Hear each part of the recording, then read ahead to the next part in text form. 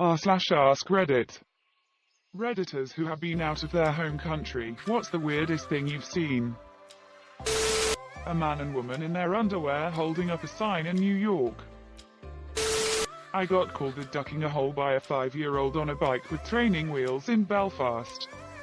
Belfast is awesome. I was headed back to my friend's house when I got very slightly disoriented and stopped on a street corner and looked at the street signs around me. Some kid, maybe 10, stops and says, "What's the matter, America? Can't find your hamburger?" Quote, I just automatically replied, "I'm Canadian," and the little shit didn't lose a beat. He came back with, "You're really lost then. We don't even have a maple syrup shop." We both laughed like idiots. Ha ha ha, I'm from Belfast and this makes me horribly proud. We're a pretty blunt people, but also extremely friendly. To be honest, we're just a paradoxical city. Not seen, but heard because I was asked what part of France I was from. Monsieur, I'm British. Edit, I was in San Diego. Going to Europe as a white American was honestly weird because it was the first time I had been mistaken by locals as a local. Had lots of German people and even other American tourists asking me questions in German, and I would just sheepishly say, "Ich komme aus Texas, haha." Late one night in Shinjuku, Tokyo, I witnessed a Japanese pimp screaming at a prostitute a solid 8 inches taller than hi monsieur. He looked like the stereotypical pimp. From the fur coat and cane right down to the Cadillac, it blew my ducking mind. I saw a girl crawling on her hands and knees while puking in Ginza, actively moving. I was walking down a street in Thailand and a hooker on the other side of the street yelled, "Want somebody come duck me in the ass?" Quote. Haha, in Thailand I got, "Hey fat man, you want MAAAAAAAASSAG?" Quote.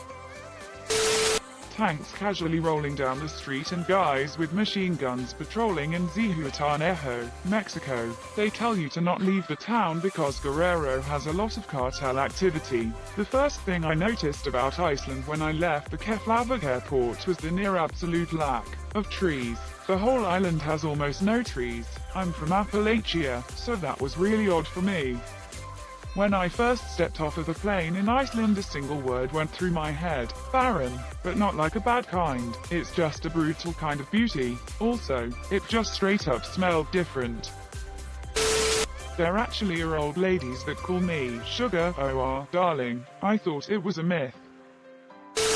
I lived in Barcelona for 4 years, and their Christmas traditions are weird. Firstly, there's the Keginer. The Keginer is a little dude that you place in your nativity scene, who is standing with his pants around his ankles. Mishiat. Literally. His name comes from the verb cagar, meaning to shiat. This pops up a lot in Catalonia. The best part is that you can get non-traditional caginas too, so it's not at all uncommon to see pop culture figures like politicians, or, well, basically anyone you can think of, just taking a dump behind the manger where baby Jesus is doing his thing. Then there's the Cargatio, which is a happy, smiling Christmas log that children hit with a stick until it shiats candy, all while singing a song about how much they're going to beat the shiat out of this log until it gives them what they want. Cargatio, Cargatoro, Avalanes I Mato, Sino Cakes Bay, Adere Uncopter Basto, Cargatio, Shiat, Log, Shiatoran, Hazelnuts and Mato. If you don't shiat well, I'll hit you with a stick. Shiat, Log. There's a lot of poop in a Barcelona Christmas. I was in Amsterdam for the 2016 US election. People were staying up late to watch the election results come in. After the bar closed, I wandered back to my hotel room and came across Dutch, libertarian Trump supporters. Some other people overheard us chatting and they got into a very civil, but heated, debate about US politics on a bridge over a canal. I felt I was pretty informed as an American, but these Dutch dudes were next level. It was weird to see people so invested in the details of our issues. They even debated the Constitution. As a Dutch guy, the first thing is because American politics etc. are heavily covered in our media. I remember that the 2016 elections were a big deal here. Maybe because we Dutchies feel connected to the US somehow. I'm not really educated on the subject, but it's a gut feeling. Watched a man in rural Afghanistan wipe the tip of his dick with a rock after taking a piss. What were you doing there at the time, if I may ask? walking down a street in Mannheim, Germany, and had an older man pull up near me on a bicycle. He rang his bell twice and very directly looked at me and just said, "Punch." He then rode off casually ahead of me. For reference, I'm a 6 feet 6 inches guy, 198 centimeters, and a man in his 50s to 60s just called me pretty in German. I mean, I am pretty, but no one says it. I travel for work and I have received more compliments from strangers in other countries than I have from my own family. They're good people, but my culture seems to have a weird aversion to compliments, both giving and receiving. Chinese toddlers wearing pants with no butt. The world is their potty. The best is when they hang them out the window of the car, bus, and let them spray whomever is walking by on the sidewalk. And I'm the duck in a hole for not allowing that practice in a mall parking garage. Worked mall security 3 months in an area with a large Asian population. I wonder if they think we're weird because kids don't shit in the streets where we live. A blackout drunk dude in a train in Japan with his wallet full of cash and phones on the floor. When the train was getting full of working dudes and students, they just asked him to sit up straight. He didn't lose his stuff and didn't really cause trouble. This was a Thursday morning. The drinking culture is very surprising and out in the open in Tokyo. I live in a decently sized city myself, Toronto, but typically you don't see much public drunkenness on the streets, especially on weeknights. And if you do, it's either people in their 20s going to a bar, club. When I visited Tokyo and went out for a walk my first night there, it was just groups and groups of 4 or 5 middle-aged men, and some women, in full-on business suit and tie drunkenly walking, stumbling on the sidewalk on a random Wednesday night on the way to or out of bars. Note, although starting to become less popular, the after-work drinking party is a common thing in Japan, which is why you can see swathes of red-faced drunk guys juxtaposed in very somber charcoal suits leaning against each other trying to make it to the subway or a cab. I was in Tokyo in September. I saw bicycles just propped up against posts and the like. No locks, and people mostly don't pay with plastic, so they tend to carry quite large amounts of cash. Japan is mostly a very safe place.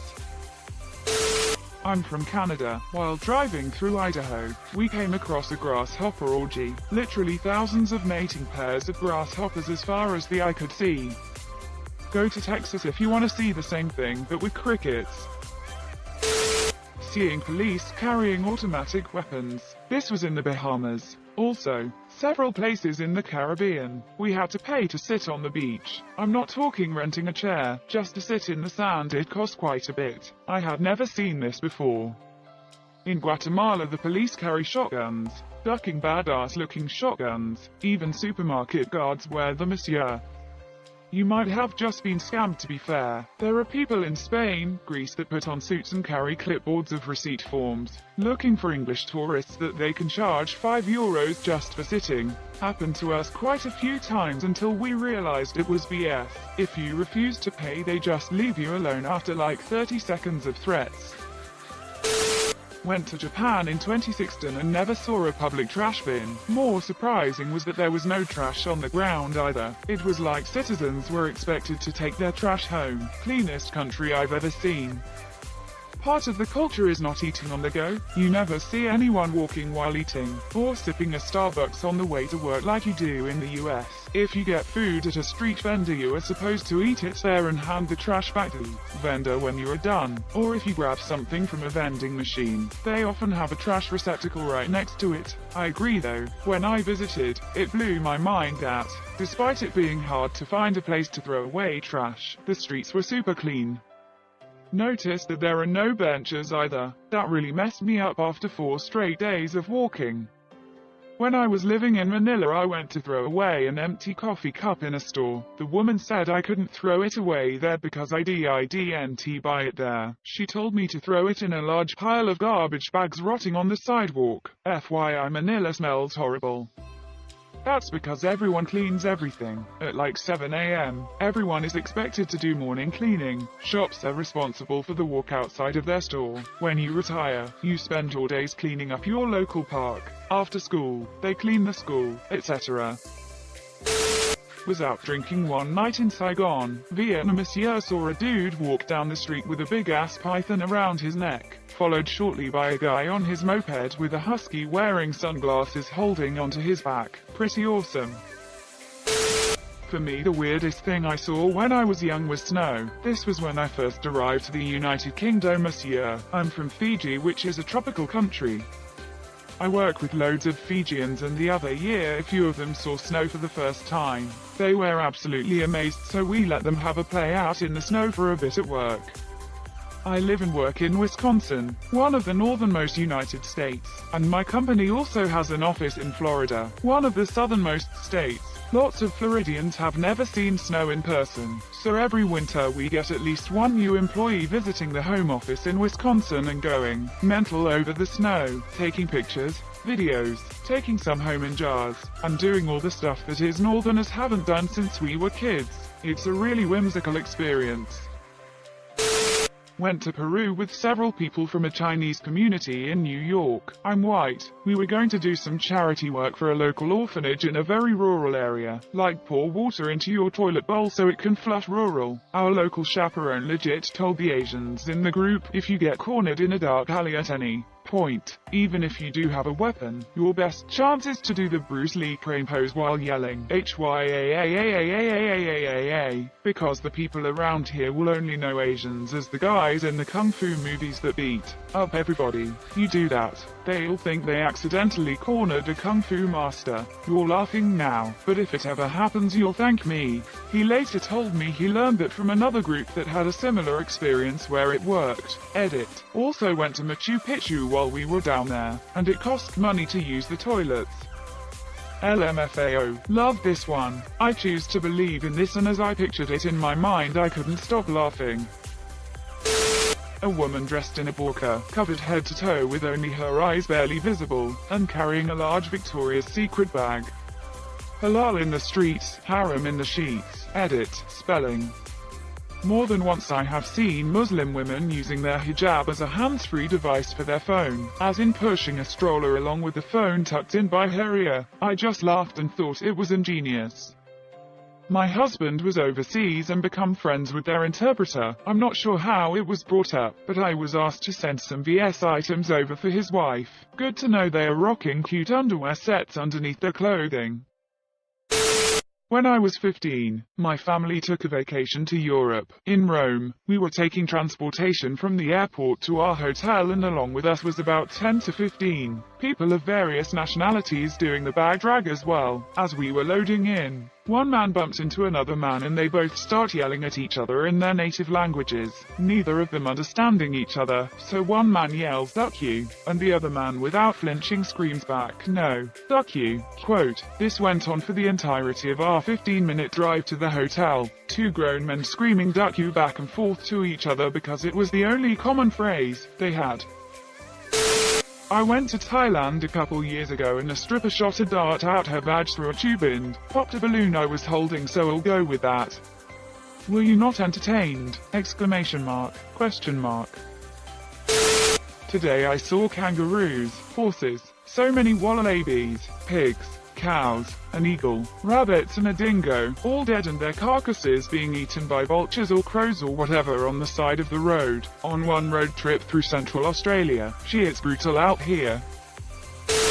I was in China a few years ago with some friends, and I headed back to our hostel from a mountain by myself because I wasn't feeling too well. There was a bus going directly to our hotel, so no chance of getting lost. Halfway down the mountain, the bus driver stopped, grabbed a baseball bat from next to his seat, got out and clubbed a snake to death. Then he threw the dead snake in the luggage compartment, got back on the bus and carried on driving as if nothing had happened. Nobody else batted an eyelid, but it was one of the most surreal things I've ever seen. Went to Thailand for a couple of weeks, got my menses and bought any random pads. Well, turns out they were cooling pads. Feels like your vulva had a mint. 10 out of 10 would buy again. Now I oddly miss the monsieur. Edit. Corrected term monsieur. Getting approached at least 5 times a night by dudes asking if I wanna buy coke or hash. Barcelona. Drunk Russian tried to kiss me, then tried to steal a motorcycle in front of the owner. I live thousands of miles from any ocean, so I was surprised to see what kind of fucking nightmares come out of it. Sounds like stumbling on Gunnison Beach in NJ.